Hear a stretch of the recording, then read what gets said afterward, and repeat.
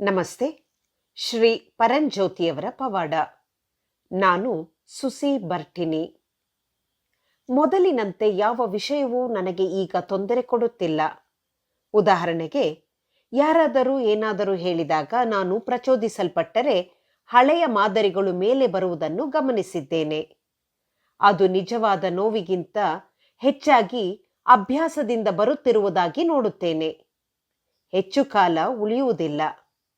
ಈ ಮೊದಲು ನಾನು ಅಸಮಾಧಾನಗೊಳ್ಳುತ್ತಿದ್ದೆ. ದಿನಗಳ ಗಟ್ಟಲೆ ಆ ಅಸಮಾಧಾನ ಉಳಿಯುತ್ತಿತ್ತು.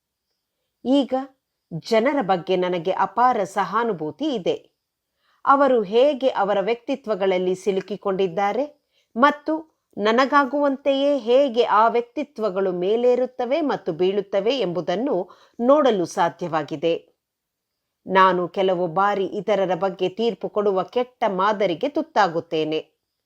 ಆದರೆ ನನಗೆ ಕೂಡಲೇ ಅರಿವು ಉಂಟಾಗುತ್ತದೆ. ಅದು ನನ್ನನ್ನು ಕೂಡಲೇ ನಿಲ್ಲಿಸುತ್ತದೆ. ನನ್ನ ಮನಸ್ಸು ಇನ್ನೂ ಸಕ್ರಿಯವಾಗಿದೆ. ಆದರೆ ನಾನು ಆಗಾಗ್ಗೆ ನಾನು ಹೊಂದಿರುವ, ನನ್ನ ಮೂಲಕ ಪ್ರವಹಿಸುವ ಆಲೋಚನೆಗಳನ್ನು ಸಾಕ್ಷಿಭಾವದಲ್ಲಿ ನೋಡುತ್ತೇನೆ. ಹೇಗೆ ಒಂದು ಆಲೋಚನೆಯು ನನಗೆ ದುಃಖವನ್ನು ತಂದುಕೊಡುತ್ತದೆ ಎಂಬುದನ್ನು ಸಹ ನನಗೆ ನೋಡಲು ಸಾಧ್ಯವಾಗಿದೆ.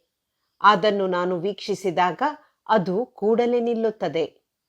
ಈಗ ನನಗೆ ಜೀವನವು ಒಂದು ಪ್ರಕ್ರಿಯೆ ಎಂದು ಗೊತ್ತಾಗಿದೆ.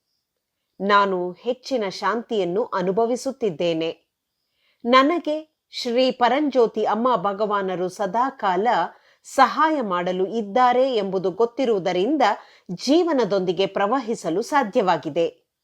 ಅದು ನನಗೆ ಏನನ್ನು ತಂದುಕೊಡುತ್ತದೆ ಎಂಬುದು ಗೊತ್ತಿದೆ.